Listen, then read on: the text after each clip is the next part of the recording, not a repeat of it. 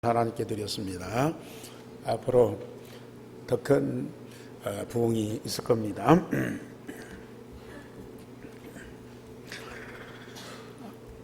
지금 코로나 바이러스 때문에 참 고통받는 사람들도 많고 또 수고하는 사람들도 많이 있습니다. 정부, 대통령 비롯해서 모든 공직자들 또 사회 각 기관들이 참 무던히도 수고를 많이 하시고, 심지어 전주의 그 담당 공무원은 너무 과로해가지고 이렇게 숨지기까지 하는 그런 이 사건이 벌어졌습니다. 이런 사회와 국가적인 어려움 때에 우리 교회도 같이 동참하면서 위기를 극복할 수 있도록 우리는 협력을 해야 됩니다.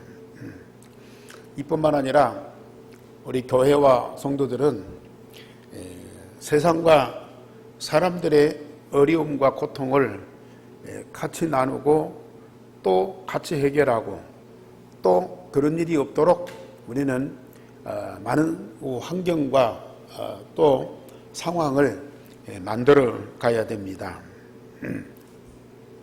그래야만 이 사회와 국가를 유지하게 되고, 그러면서 이 세상이 존재하면서 역사가 흘러가게 됩니다. 그러나 이것은 교회의 본질과 사명이 아닙니다. 이런 것들은 인간의 일시적인 문제를 해결하는 것이지 근본 문제를 해결하는 것은 아닙니다. 꼭 필요하고 중요하지만은 이것이 교회의 본질과 사명은 아니라는 얘기입니다. 필요에 따라서 우리가 해야 할 일이지 꼭 이것을만을 교회가 해야 하는 것은 아닙니다. 교회의 본질과 사명은 오직 복음운동을 통해서 죽은 자를 살리고 병든 자를 치유하고 또 말씀으로 후대를 서밋으로 세워서 세계를 살리는 것이 우리 교회의 본질과 사명입니다. 교회는 이 일을 위해서 하나님이 세우신 영원한 조직입니다. 교회가 아니면은 이 일을 할 수 있는 기관이 세상에 아무도 없습니다. 그래서 교회가 해야 할 당연한 일, 필연적인 절대적인 것을 꼭 찾아서 우리 교회는 생명 걸고 해야 됩니다. 해도 되고 안 해도 되는 것이 아니고, 이건 안 하면 절대 안 되는 복음운동, 이걸 제대로 해야 되죠. 그러므로 세상에서 가장 중요한 만물을 위해서 만물을 충만케 하시는 그리스도의 교회입니다. 만물 위에서 모든 만물을 그리스도의 생명과 하나님 나라로 충만케 하시는 그 사명을 가진 곳이 바로 우리 애안교회입니다. 그래서 우리 교회가 잘하고 못하고 이게 중요한 것이 아니고 교회의 본질을 회복하는 것이 가장 급한 일이죠. 교회가 해야 할 사명이 무언가를 확실하게 찾는 것이 우리 교회가 해야 할 중요한 일입니다. 그래서 이런 중요한 복음으로 생명을 살리고 말씀으로 병든 자를 치유하고 그리고 후대를 서밋으로 세워서 세계를 살리는 이 중대한 일, 이 일을 위해서 우리 한 교회가 세워지고 이 일을 전무하는 우리 목회자와 중직자들, 너무너무 소중하고 귀한 분들입니다. 세상의 어떤 직책보다도 교회와 복음운동을 위해서 세우신 이 일꾼들이 가장 중요한, 이 시대에 없어서는 아니 될 절대 필요한 분들입니다. 그래서 하나님께서는 오늘 이 사도행전을 통해서 현장에 복음운동 하기 이전에 교회의 본질을 회복하도록 말씀을 주시고, 그 교회는 이 말씀 따라 응답을 받게 돼 있어요. 그래서 오늘 제목 다 같이 보십시다. 우리는 오로지 기도하는 일과 말씀 사역에 힘쓰리라. 베드로 중심한 사도들이 고백한 말씀이죠. 우리는 오로지 기도하는 일과 말씀 사역에 힘쓰리라. 예루살렘 교회가 말씀 운동을 제대로 하기 위해서 중직자들을 세우셨습니다. 사도들이 현장에서 말씀 운동을 열심히 합니다. 교회 돌아오면은 교회에 어려운 분들 도와야 할 일들이 있어요. 그런 일들을 또 사도들이 맡아서 열심히 합니다. 그러니까 이런 일 저런 일들이 이제 사도들을 통해서 이루어지고, 또 여기 보면은 제자의 수가 많아졌더라. 교회가 부흥되고 사람들이 많아지니까 일들도 많아져요. 그런데 그런 일들을 사도들이 어떻게 다 감당할 수 없습니다. 그래서 헬라파 유대인들이 헬라파 유대인들이 히브리파 유대인들을 원망하는 교회 내부에 분쟁이 일어났어요. 이제 외부에서 온 유대인들이 그 예루살렘 지역에 살면서 신앙생활하고 복음운동하는 그 히브리파 유대인들, 이들하고는 약간의 차이가 있거든요. 헬라파 유대인들은 외부에서 온 분들이고 어려운 분들이 많아요. 도와줄 분들이 많아요. 그 교회의 여러 가지 일들을 히브리파 유대인들이 맡아서 일을 하게 됩니다. 그러니까 사도들이 바빠가지고 다 못 챙기는 거예요. 그러니까 외부에서 온 헬라파 유대인들이 이제 불평이 생겼어요. 그 불평이 나중에는 원망으로 바뀌는 거예요. 그러다 보니까 한쪽에서는 사도들이 바쁘고, 그러니까 당신들이 좀 이해하고 좀 참고 또 견뎌라. 또 어떤 경우는 왜 당신들이 그렇게 원망하고 불평하느냐 책망도 하고, 이런 일들이 벌어지니까 서로 이제 마음들이 상한 거예요. 그래가지고 서로 갈등이 생기고 분쟁이 생기고. 지금까지 우리가 예루살렘 교회가 복음운동할 때에 현장에서 복음받고 구원받고 말씀받고 치유받고 참 하나님께 영광을 돌리고 감사하고, 그런 분들도 많이 있지만은 반면에 이 복음을 싫어해가지고 핍박하는 사람들도 많잖아요. 자기들이 기득권 지키려고 새로 일어난 교회와 복음운동을 극구 반대하면서 이걸 억압하는 사람들이 일어나잖아요. 이 보통 사람들이 아니라고요.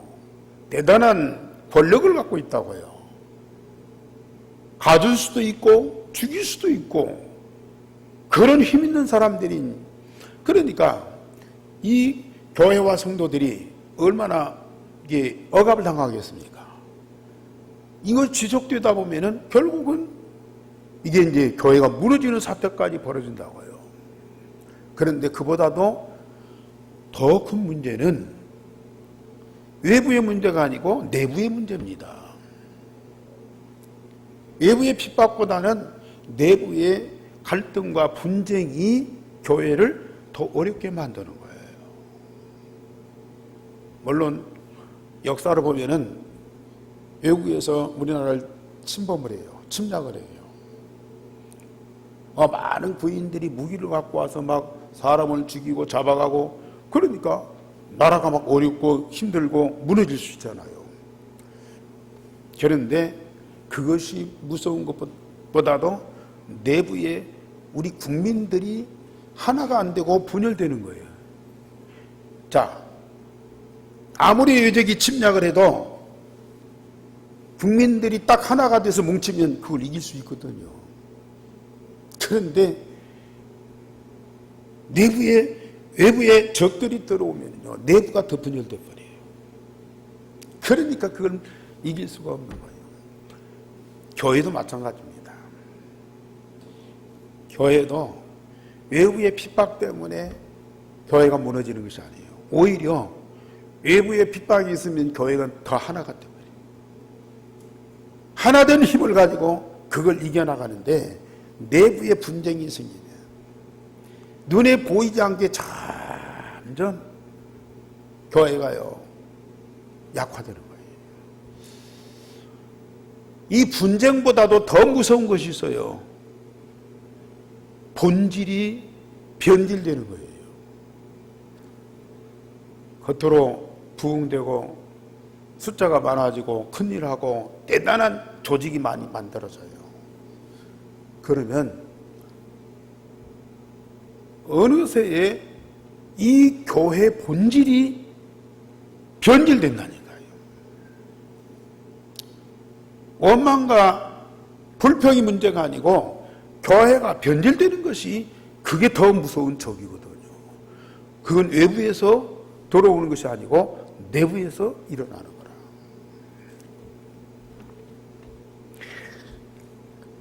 그런데 이 사도들이요, 복음 가진 자들 아닙니까? 원망하고 불평하는 사람들을 좀 이해해라, 참아라, 그러면 안 된다. 그래도 그렇지 그렇게 할 수 있냐고 책망하는 것이 아니고요, 빨리 갱신을 하는 거예요. 자신들 갱신하는 거예요. 그래서 제자들 가운데 믿음과 성령과 지혜가 충만하여 칭찬 듣는 사람 7명을 택하라 그랬어요. 그래, 성도들이 7명을 택하니까 사도들이 안수해서, 여기는 직분이 안 나와 있지만은 집사로 되어 있어요. 안수 집사를 7명을 택하여 세웠습니다. 거기 보니까 믿음과 지혜가 성령이 충만한 사람 스데반과 빌립과 보로고로와 니가노르와 디몬과 바메나와 유대교에 습계했던 안디옥 사람 니골라를 택하여 사도들 앞에 세우니 사도들이 기도하고 그들에게 안수하니라.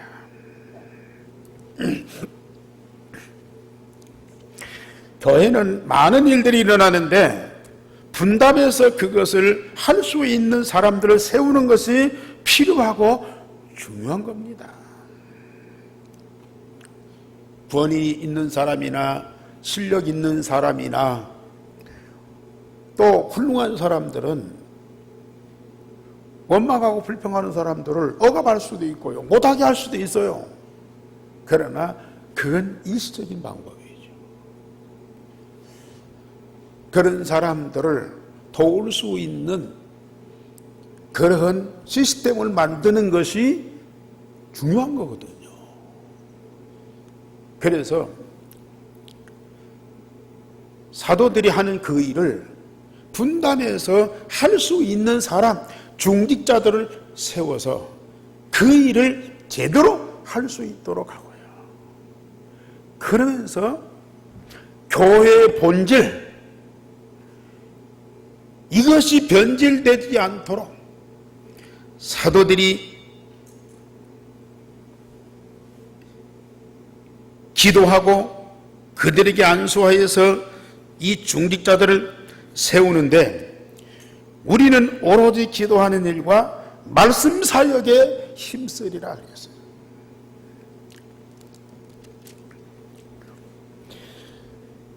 물론 구제하는 일과 재정관리를 중요한 것들이죠, 이것들도.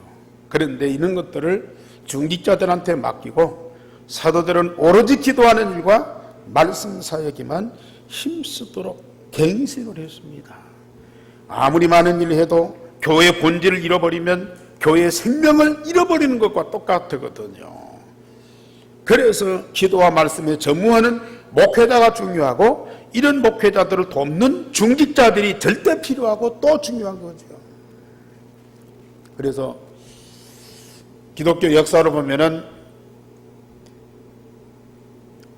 교회가 부흥될수록 사람이 많아지고 경제가 많아지고 또 일들이 많아져요. 그래 눈에 보이는 일들에게 집중하고 치중하고 열심히 하다가 보니까 교회의 본질을 잃어버리는 거예요. 교회 본질, 복음과 이 복음을 증거해서 세상 살리는 말씀운동, 이 일에 집중을 못하는 거예요. 그래서 교회가 변질되고 교회가 변질되니까 타락하다 보니까 이 교회가요 세상에 이 도움이 되는 것이 아니고 오히려 세상을 어렵게 만드는 그런 조직이 딱 되어버렸어요. 그런데 예루살렘 교회 이 사도들은 복음 가진 자, 참 지혜로운 사람들이, 일 잘하는 사람이 아니고요, 똑똑한 사람이 아니고요, 훌륭한 사람이 아니고요, 믿음과 성령과 지혜가 충만하여 사람들에게 칭찬 듣는 사람, 이런 사람들을 세웠어요. 그랬더니 이 교회가 얼마만큼 든든해집니까? 오늘 7절 말씀 다 같이 보십시다. 시작. 하나님의 말씀이 점점 왕성하여 예루살렘에 있는 제자의 수가 더 심히 많아지고 허다한 제사장의 무리도 이 도에 복종하니라 그랬습니다.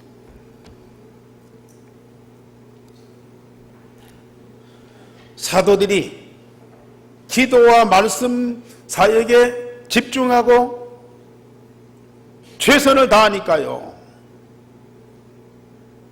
교회가 성령으로 충만하고 말씀의 응답으로 가득하고, 그런 응답을 누가 먼저 받아요? 중직자들이, 세움받은 중직자들이 먼저 성령의 능력이 충만하고 말씀의 응답 받더라고 말이에요. 그들이 힘이 있으니까 다른 성도들한테 아주 좋은 영향을 미치는 거예요. 그 성도들이 또 같은 응답을 받으니까 이제는 현장에서, 교회 밖 현장에서 사단이 울거리고 핍박이 오고 대적하는 사람들이 많은 그 현장에서 말씀운동이 일어나. 말씀이 힘이 있어. 핍박하는 사람들, 대적하는 사람들 있을지라도 이 말씀은 확산돼. 그러니까 많은 제자들이 찾아지고, 심지어 예수님을 앞장서서 십자가에 못 박아 죽였던 사람들이 제사장들이거든요.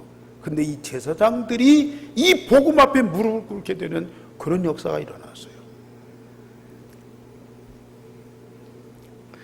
봉사나 다른 프로그램 가지고는 제자나 제사장들이 세워질 수가 없어요. 오직 복음과 말씀 운동을 통해서만 가능한 거거든요. 우리 한 교회가 지금까지 오직 복음 운동만을 해왔어요. 앞으로도 계속할 겁니다. 왜요? 이것이 교회의 본질이고 사명이기 때문에. 물론 뭐 부제나 봉사나 사회사업이나 하지 말라는 얘기가 아니고요, 해야 됩니다. 교회가 해야 됩니다. 그러나 그게 주된 사업이 아니라는 얘기예요. 우리는 아무리 핍박이 오고 환난이 와도요, 생명 걸고 해야 할 일이 복음운동입니다. 이 일의 목회자와 우리 중직자들이 다 하나가 된다. 그러면 현장 살리는 거 당연한 거죠. 우리의 숫자가 작고 규모가 작을지라도 우리 가운데 역사하는 하나님의 능력은 온 세상을 살리고 변화시킬 수 있습니다. 그래서 이런 교회의 본질을 제대로 찾고, 그러면서 중직자들을 세워서 어려운 성도를 돕고 연약한 사람들을 돕고 또 세상을 도와줄 때요, 교회가 힘이 있어요. 이 교회가 힘이 있으니까 세상을 살리잖아요. 그러면 이런 부재나 재정 관리를 하는 중직자들을 세우니까 그 일만 하느냐? 아닙니다. 두 번째로 중직자 중 스데반 집사가 현장에서 담대히 말씀 운동을 하는 겁니다. 지금까지는 사도들을 중심으로 말씀 운동이 일어났지만은 이제부터는 평신도 중심으로 이 전도 운동이 새롭게 시작되는 거예요. 그래서 예루살렘 교회가 이 복음 운동의 시작을 사도들을 중심으로 해서 이랬어요. 베드로나 요한이나 다른 사도들 중심으로. 그런데 이제부터는요, 중직자들이 세워지고 이 중직자들이 교회에 주시는 하나님의 응답을 받고 그걸 가지고 현장에서 복음 운동을 하는데요, 현장이 확 살아나는 거예요. 그래서 이제 중직자 시대가 열리는 겁니다. 이 중직자들이 바로 성령과 지혜와 믿음이 충만한 사람들 아닙니까? 교회 안에 있는 일들 기쁨과 큰 즐거움으로 넉넉히 감당하면서요, 교회 주시는 응답을 받으니까 현장에서 자기 삶에 성공하고 성공한 증거를 가지고 사람들을 살리고 세상을 살리는 거예요.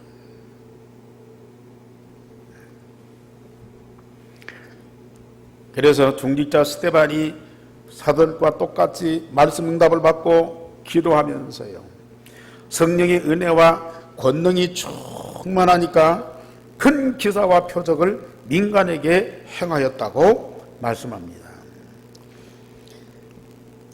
앞으로 예루살렘 교회 70인 중직자들이 일어나겠지만은 대표적으로 이 스데반 집사가 먼저 응답을 받고 복음 운동을 앞장선 거예요. 그런데 역시 현장에 이 사단은 가만히 있지는 않았죠. 각국에서 온 유대인들이 회당에 모여서 스데반과 더불어서 논쟁을 했습니다. 그런데 이 스데반의 지혜와 성령으로 말함을 능히 당하지 못하였다고 말씀합니다. 각국에서 온 유대인들이, 각국에서 온 대단한 사람들인데도요, 성령과 지혜가 충만하여 복음을 말하는 이 스데반의 말을 당할 사람이 없는 거죠.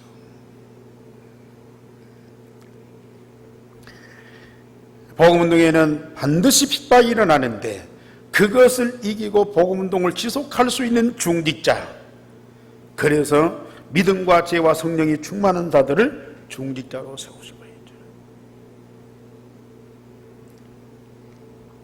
논쟁을 당하지 못하니까 이 사람들이 사람들을 매수하는 거예요. 이 사람이 모세와 하나님을 모독하는 말을 했다, 그런 말을 우리가 들었다. 돈을 주고 사람을 매수해서 거짓 증언을 하도록 하는 것이 이게 사단의 전략입니다. 진리를 말하니까요, 이 진리를 무너뜨려야 되겠는데 모든 수단과 방법을 동원해요. 사단의 가장 큰 무기가 뭐죠? 거짓입니다. 그런데 참 사람들은 진리로 받고 그대로 응답을 받아야 되는데 모든 사람들의 성품이요, 이게 사단의 영의 지배를 받기 때문에 진리를 받아들이기가 쉽지는 않다니까요. 요새도 우리 한국 사회에 이 가짜 뉴스들이 얼마나 판을 많이 치는지.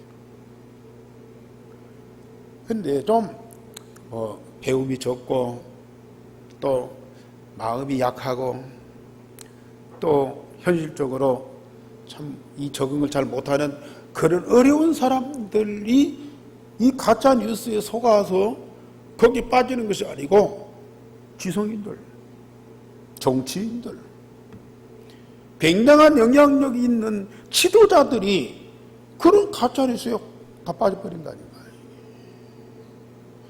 그러니까 사단이 그걸 이용하는 거예요. 요새도 우리 목사님들이 그런 가짜 뉴스에 빠져가고요.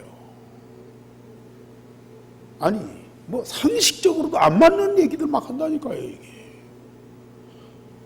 전혀 이해가 안 되는 그런 말들을 막 그냥 아주 진실인 것처럼, 사실인 것처럼 그렇게 막 여론을 올려서 이 얘기를 한다니까요. 왜 그랬습니까? 사람들이 성품이요, 본성이 진리를 받기보다는 거짓에 이게 익숙해져 있어요. 사단은 그걸 이용하는 거예요.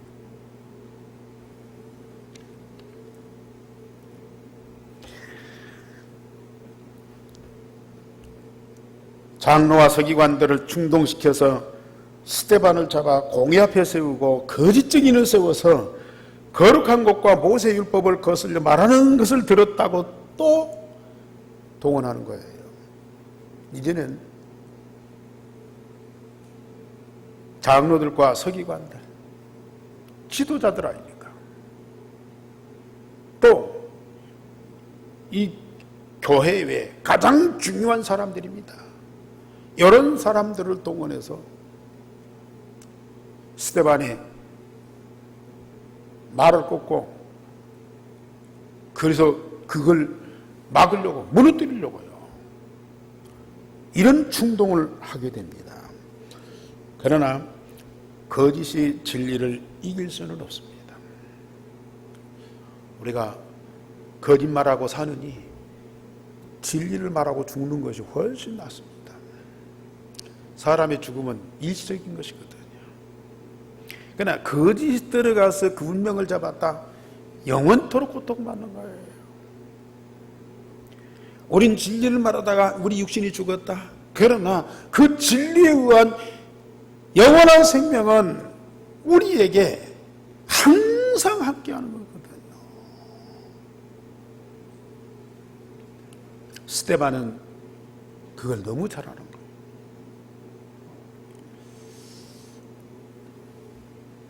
그래서 이 스데반은 거짓으로 선동하는 그런 사람들 앞에서도 굴하지 않고요, 끝까지 진리인 복음을 얘기하는 거예요.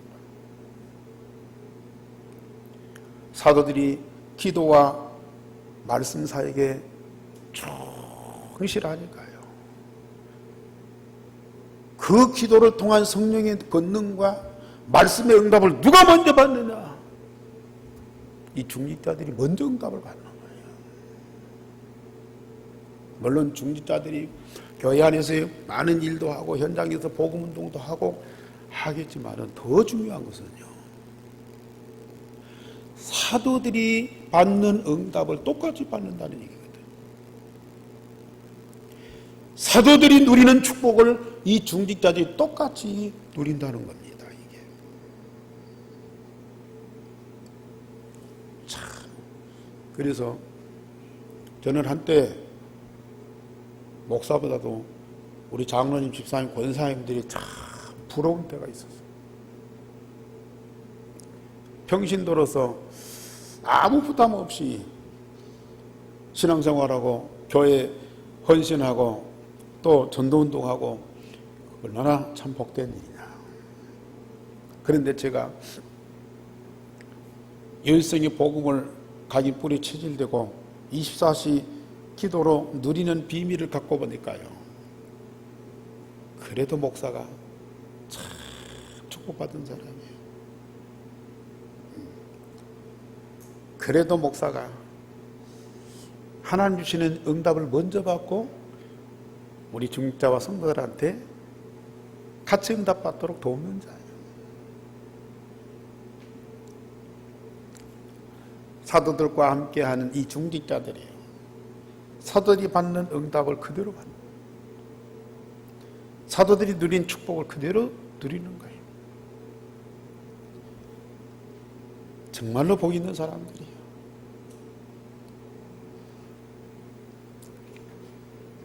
특별히 그들이 현장에서 복음운동하니까요. 사도들에게 주었던 그 권세와 능력을 똑같이 주어서 그걸 증거하게 한다니까요. 어떤 핍박과 환난에도 그걸 이길 수 있는 힘이 있어요. 오늘 15절 다 같이 보십시다. 15절 시작. 공회 중에 앉은 사람들이 다 스데반을 주목하여 보니 그 얼굴이 천사의 얼굴과 같더라. 이 스데반을 잡아가두고 재판하고 죽이려고 하는 이 사람들의 얼굴 모습은 어떤 모습이겠습니까? 한번 상상해 보세요. 그러나 복음을 전하다가 억울하게 감옥에 갇히고 재판을 받고 또 위협을 당하고 억압을 당하고 고통을 받는 이 스데반의 모습은 어떤 모습입니까? 믿는 사람들만이 아니고 공회에 있는 사람들이 다 주목해서 보는데요, 그 얼굴이 천사의 모습과 같더라. 완전히 대조적입니다. 사람을 잡아가두고 괴롭히는 사람들은 악마의 모습으로 그걸 시행하지만 핍박을 당하고 괴로움을 당하는 육신적으로 아픔을 겪는 이 스데반 전도자는 천사의 모습이라.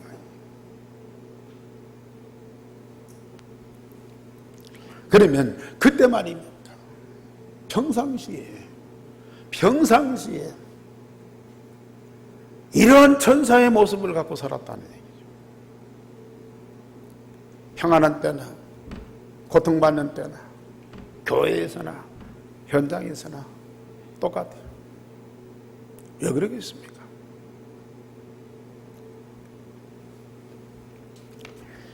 예루살렘 교회와 중직자들은 세상이 알지 못하는 비밀을 가지고 있었습니다. 어떻게 이런 일이 벌어질 수 있느냐? 이 코로나 바이러스 전염되지 않도록 지금 여러분들 마스크 쓰고 다 예배를 드리고 있어요. 예배 시간만은 따로 격리돼 있으니까 마스크 벗고 예배 드리고 찬양하라고 싶어도 습관대라고 그냥 괜찮습니다. 물론 손을 깨끗이 씻는 것도 필요하고요. 이렇게 사람들 밀접한 곳에 안 가는 것도 우리는 필요해요. 다 해야 됩니다. 그러나 더 중요한 것은 바이러스니 무슨 전염병이니 어떤 질병이 와도 그걸 이겨낼 수 있는 내적인 힘, 면역력이 있어야 돼요. 면역력이 있으면 돼요. 그걸 길러야 된다. 사회 환경이 이런 질병들이 일어날 수밖에 없어요. 이런 많은 악조건들이요 생길 수밖에 없다니까요. 그럴지라도 그것을 이겨낼 수 있는 내적인 힘, 이게 우리에게 있으면 물론 조심은 해야 되겠지만은 그걸 넘어설 수 있잖아요. 그래 똑같은 환경이 있어도 면역력이 있는 사람하고 면역이 없는 사람하고요, 그런 외부에 영향받는 것이 다르다니까요.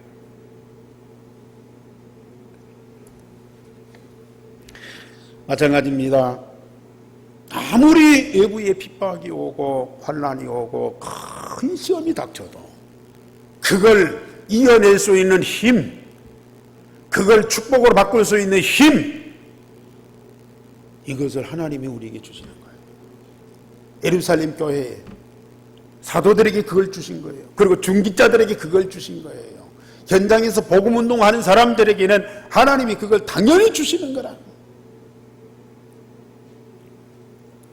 그래서 예수님께서 제자들에게 너희는 가서 모든 족속으로 제자 삼으라. 돈 가지고 천하 만민을 치유해 줘라. 땅끝까지 내 증인이 되리라. 말씀하시면서 그 이전에 갈보리산에 언약을 주셨어요. 감람산에 새로운 언약을 주셨어요. 마가다락방에 새로운 언약을 주셨어요. 갈보리산 그리스도, 감람산 하나님의 나라, 마가다락방에 성령 충만을 새 언약으로 주셨어요. 그 주신 새 언약을 24시 기도로 누릴 수 있는 집중력을 이 교회와 성도들에게 주셨어요. 그래서 사도행전 1장 14절에 더불어 마음을 같이하여 오로지 기도에 힘쓰니라. 새 언약만 주신 것이 아닙니다. 그것을 24시 누릴 수 있는 하나님의 완전한 방법을 주셨어요.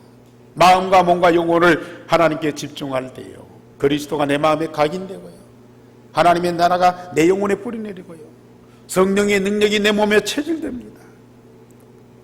이런 비밀을 우리에게 주셨어요. 우리 하나님은 우리 성도들과 우리 렘넌트들에게 세상 나가서 복음운동하기 전에, 세상 나가서 빛이 되기 전에 모든 것들을 다 응답으로 주셔놓고 받은 응답을 가지고 증거해라 그랬어. 없는 것을 갖다가 막 주려고 그러고, 네가 희생해라, 네 있는 것을 갖다가 다 쏟아 부어라, 그게 아니고요. 우리 하나님 먼저 우리에게 응답으로 다 주셔놓고 여유있게 넉넉하게 풍성하게, 그래서 조급하지 않고, 그래서 당황하지 않고, 그래서 어쩔 수 없는 상황이 아니라 정말로 하늘과 땅의 모든 걸 다 가진 자로 증거하게 하셨습니다. 누구도 막을 수 없는 바람과 불 같은 성령의 권능을 받은 사람들이, 이게 바로 예루살렘 교회 사도들과 중직자들과 성도들이 받은 응답. 그래서 지금 우리 다락방 전도운동 앞으로 주님 오시는 날까지 지속하고 세계복음화 될 때까지 해야 되지 않겠습니까? 그런데 막 나가서 전도해라, 다락방 해라, 막 캠프해라, 그게 아니고요. 먼저 우리 안에서 영적 서밋이 되라, 기능 서밋이 되라, 문화 서밋이 되라, 서밋이 되라. 그 훈련을 계속 시키지 않습니까? 참 얼마나 감사한 일입니까?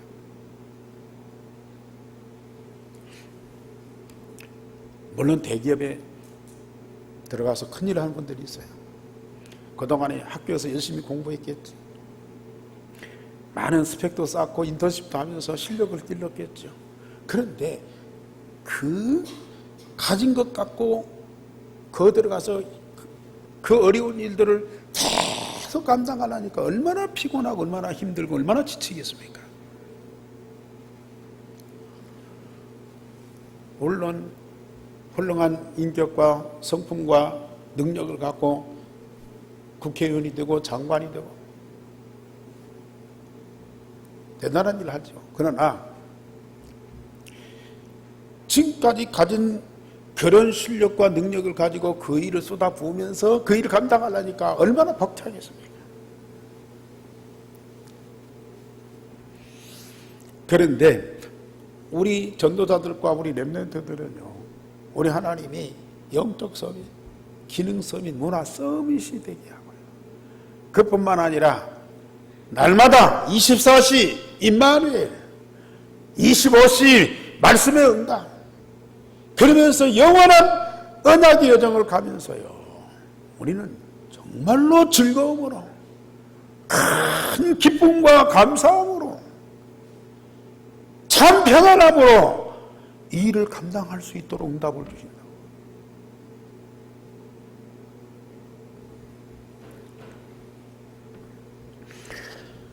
교회 내부에 이런 힘이 있어.